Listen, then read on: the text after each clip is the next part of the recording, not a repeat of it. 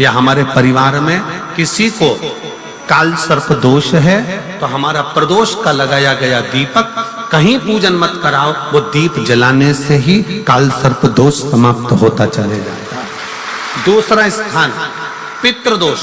अगर किसी ने कह दिया कि तेरे घर में पितृदोष है, तेरे घर में, कई लोग बता देते हैं कि तुम्हारे घर में, कई माताएं पूछती हैं मेरे घर में बेटा नहीं, मेरे घर में 3 बेटी हो गई, 4 बेटी हो गई, 5 बेटी हो गई, बेटा नहीं है, बेटा नहीं, तो किसी ने कह दिया पितृदोष है।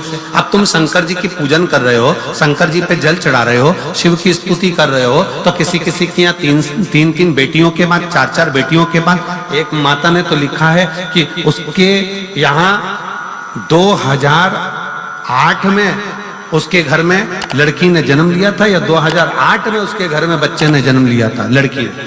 उसके बाद फिर लड़की ने जन्म लिया और उसके बाद उसके घर में कोई पुत्र का योग नहीं बना। तब उसने प्रदोष के समय पर शाम को दिया लगाना प्रारंभ करा और 2008 में बच्ची जन्मी थी और अब 2024 में उसके घर में लड़के ने जन्म लिया।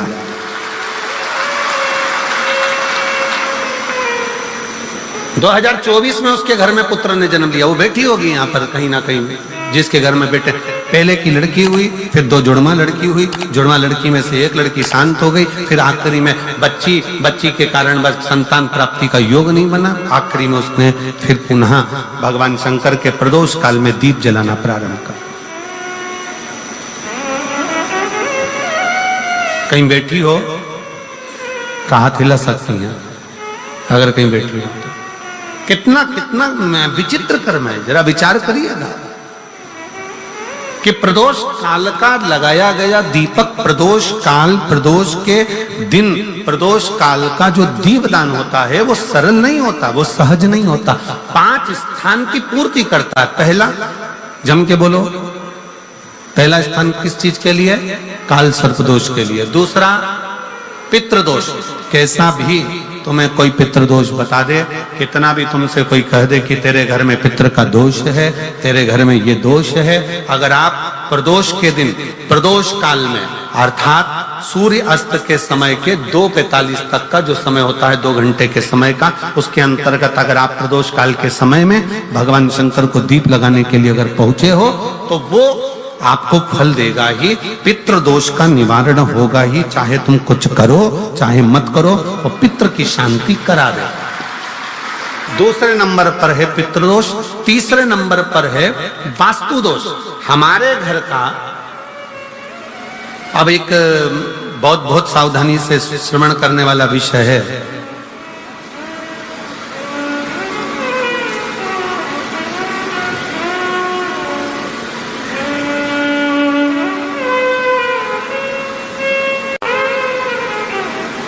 यदि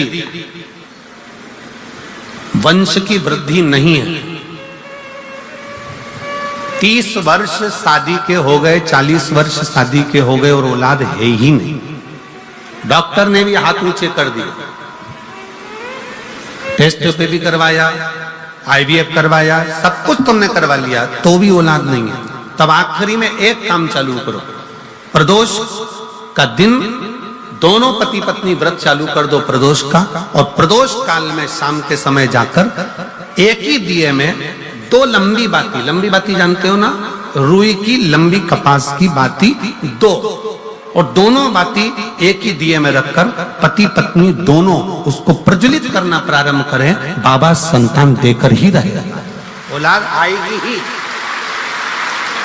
दीप की जो बाती में अंतर आ जाता है, एक गोल बाती में और लंबी बाती में अंतर आता है, बहुत अंतर आता है। पितरों के लिए गोल बाती का प्रयोग बहुत कम होता है हमारा, देवी जी के लिए, माता रानी के लिए, जगत जननी के लिए गोल बाती का प्रयोग बहुत कम होता है हमारा, ध्यान रखिएगा। एक पितृ के लिए, एक जगत जननी जगदम्बा दुर्गा भवानी के लिए गोल बाती का प्रयोग कम होता है, लंबी बाती का प्रयोग ज्यादा होता है। क्यों? क्योंकि हमारे घर की कुल देवी और हमारे घर के पितर हमारे वंश की वृद्धि करें, इसलिए लंबी बाती रखी जाती है, जिससे हमारा वंश बहुत लंबा चले, बहुत उन्नति की ओर बढ़े, इसलिए लंबी बाती का प्रयोग किया जाए। शिव महापुराण की कथा कहती है 5 जगह पर हमारा जलाया गया एक दीप जो प्रदोष के दिन, प्रदोष काल में लगाया जाता है, 5 जगह पर भारी पड़ता है। पहले नंबर पर, जम के बोलते जाओ, काल सर्पदोष। दूसरे नंबर पर पितृदोष। तीसरे नंबर पर घर का वास्तु दोष। हमारे घर में कितना भी वास्तु दोष है, कोई ने कह दिया यहाँ बाथरूम नहीं बनना थी, यहाँ पर शौचालय नहीं बनना था, यहाँ सीढ़ी नहीं बनना थी, वो सीढ़ी वहां बनना थी, ये सीढ़ी वहां बनना थी। तुम पूरा घर तोड़वा के देख लो, उसके बाद में जैसा वास्तु वाले हैं वैसा करा कर देख लो, उसके बाद भी तुमको शांति नहीं मिले तो समझ लेना कि तुम्हारे घर में अब वास्तु दोष तो तुमने दिखाकर समाप्त कर लिया, फिर भी वो समाप्त नहीं हो रहा तो प्रदोष काल का लगाया गया प्रदोष के समय का दिया आखिरी में वास्तु दोष को भी समाप्त कर देता है और उसमें भी फल प्रदान करता है। काल सर्प दोष, पितृदोष, वास्तु दोष। चौथे नंबर पर 1 रुपया कमाया, 1.25 रुपए खर्च हुआ, पैसा आया गया। ये चौथे नंबर का व्यापार में थोड़े दिन दुकान अच्छी चली, थोड़े दिन बैठ गए, थोड़े दिन काम चला, थोड़े दिन बैठ गए, गाड़ी चली थोड़े दिन फिर बैठ गए, अर्थात हमारी फैक्ट्री थोड़े दिन चली फिर बैठ गए, कहीं ना कहीं तकलीफ, थोड़े दिन खाते थोड़े दिन रोते वाला चल रहा है। तो प्रदोष काल का, प्रदोष के समय का दिया इस दुख को समाप्त कर कर रेगुलर एक जैसी सांझी, एक जैसी लक्ष्मी की वृद्धि करते चले जाए। प्रदोष काल का दिया। और 5वें नंबर का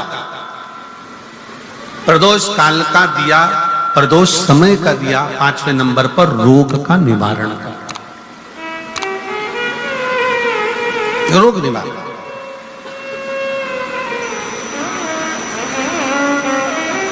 ये 5 स्थान जो बताए गए हैं प्रदोष काल के दिन, प्रदोष के दिन दीप प्रज्वलन के। और अब की बार की जो शिवरात्रि आ रही है, बाबा देवाधिदेव महादेव की बड़ी कृपा है उस पर, बहुत करुणा।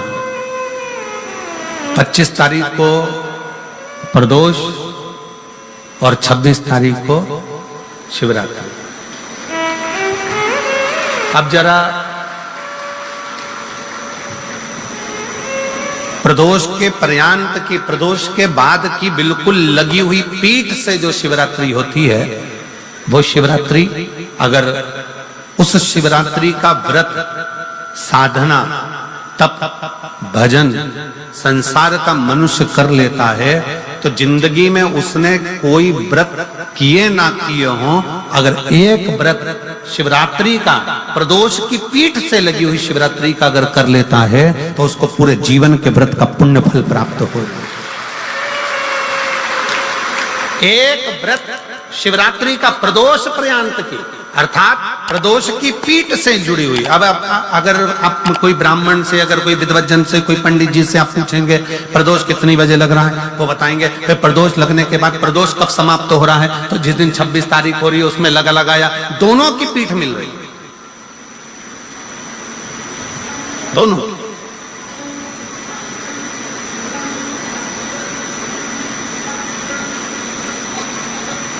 करो व्रत। आपने कितनी भी एकादशी के व्रत करे हो, कितनी भी द्वादशी के व्रत करे हो, कितनी भी चतुर्थी व्रत करे हो, कितनी भी तीज व्रत करे हो, कितनी भी अष्टमी का व्रत करा हो, कितनी भी नवरात्रे के व्रत करा हो, कितनी भी तीज का व्रत करा हो, चाहे दुनिया के कितने भी व्रत आपने करे हो, अगर आपने एक महाशिवरात्रि का व्रत नहीं करा तो कोई व्रत का पुण्य फल आपके खाते के अंतर्गत आ नहीं पाता। शिवरात्रि के व्रत की इतनी मूलता है। पर एक निवेदन है, अगर कोई बुजुर्ग है, कोई बीमार है, कोई बूढ़ा व्यक्ति है, बहुत बीमार है, तो उसको निवेदन है आप व्रत ये नहीं कि 24 घंटे का करो, आप व्रत 2 घंटे का कर लो, 1.5 घंटे का कर लो, 1 घंटे का कर लो, 15 मिनट का करो। पर निवेदन है कि जो बीमार व्यक्ति है वो आधे घंटे, 1 घंटा, 2 घंटा, 6 घंटा, 15 मिनट पर शंकर की शिवरात्रि का व्रत ये विचार कर करना। बहू बेटा नाते रिश्ते सबको कह देना। कोई बीमार व्यक्ति है ना, वो भी कह दे कि देख बेटा मेरा व्रत है। तो घर के लोग कहेंगे पापा आपकी तबीयत खराब, मम्मी आपकी तबीयत खराब, दादी आपकी तबीयत खराब, आप व्रत कैसे कर रही हो, बच्चे की व्रत, बच्चा कैसे व्रत कर रहा है, तो कह देना मेरा 2 घंटे का व्रत है, 2 घंटे मैं बाबा का नाम लेकर, जल चढ़ाकर, जल का आचमन कर कर मेरे बाबा की भक्ति कर लूं 2 घंटे की, मेरा व्रत पूर्ण हो जाएगा। मैं व्रत कर रहा हूं, आधी में पुनी तुलसी बाबा कहते हैं थोड़े में बहुत होता है। आपके व्रत अगर कोई बीमार है उसके लिए, अगर कोई कष्ट है शरीर में उसके लिए ऐसा व्रत है, बाकी के सभी के लिए तो वही व्रत शिवरात्रि का पूर्ण व्रत है जिसमें भगवान शंकर की विरल भक्ति को हम प्राप्त करें।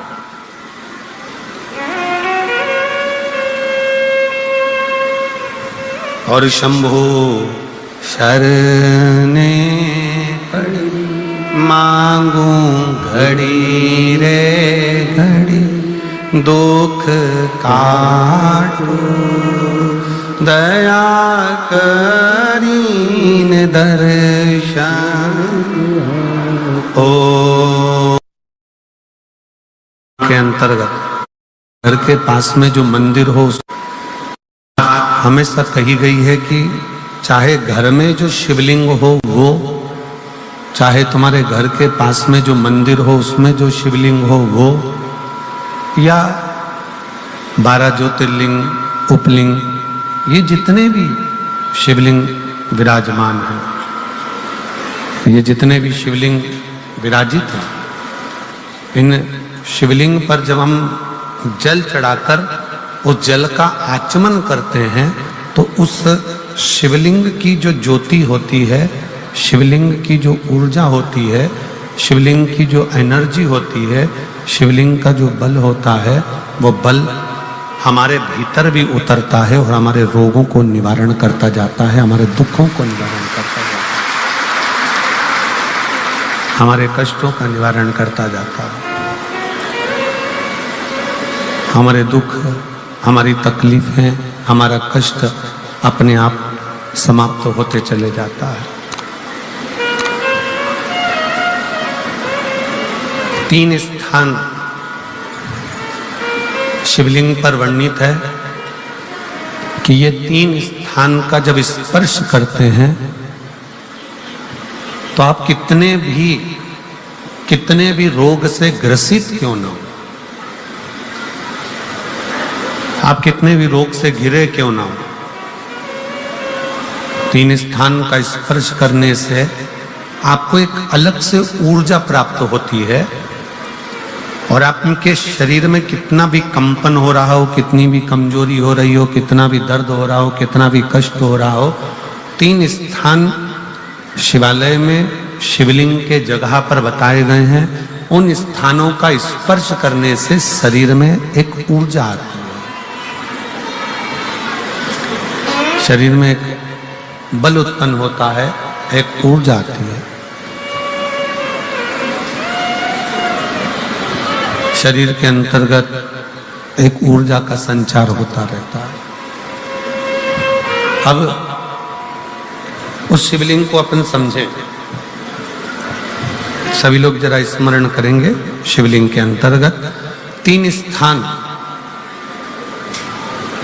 ऐसे बताए गए हैं जो हमारे को एक बल देते हैं, हमारे भीतर की ऊर्जा उत्पन्न करते हैं। हमारे अंदर कितनी भी कमजोरी होगी, अगर आपने वो 3 स्थान पर हाथ का स्पर्श कर कर पंचाक्षर मंत्र नमः शिवाय या षडाक्षर मंत्र ओम नमः शिवाय या श्री शिवाय नमस्तुभ्यम का स्मरण किया है, तो वो स्थान का स्पर्श करते ही आपके अंदर एक ऊर्जा, एक एनर्जी, एक बल आपके अंतर्गत आता चले जाएगा, एक ऊर्जा आपके अंतर्गत आती चली जाएगी। 3 स्थान, पहला जो ये जलाधारी बनी हुई है, ये जो गोल जो भाग आता है, जलाधारी में जो भी गोल भाग है वो गोल भाग का हाथ से स्पर्श करना, अर्थात जो माता जी का हस्त कमल है, पार्वती जी का, वो जो गोल जलाधारी है जिस पे शिवलिंग रखा हुआ है, वो गोल जला, ये जो चरण है जहां से पानी बहकर जाता है उस स्थान पर नहीं, जहां गोल भाग है उस गोल भाग पर अपने सीधे हाथ का स्पर्श करना और श्री शिवाय नमस्तुभ्यम का जाप या पंचाक्षर मंत्र या षडाक्षर मंत्र ओम नमः शिवाय का जाप करना, पहला। दूसरा स्थान, जहां से पानी बहकर जा रहा है उस स्थान का पानी जहां से बहकर नीचे गिरता है वो भाग पर अपने हाथ का स्पर्श, जहां से पानी बहकर नीचे गिरता है, जो जल आप चढ़ाते हो वो जल बहकर जो नीचे की ओर जाता है उसका स्पर्श, और पंचाक्षर या षडाक्षर या श्री शिवाय नमस्तुभ्यम मंत्र का जाप। फिर तीसरा स्थान बताया कि शिवलिंग में किसी भी स्थान पर अपनी हथेली का स्पर्श, केवल हथेली का स्पर्श, उसमें उंगलियों का स्पर्श नहीं,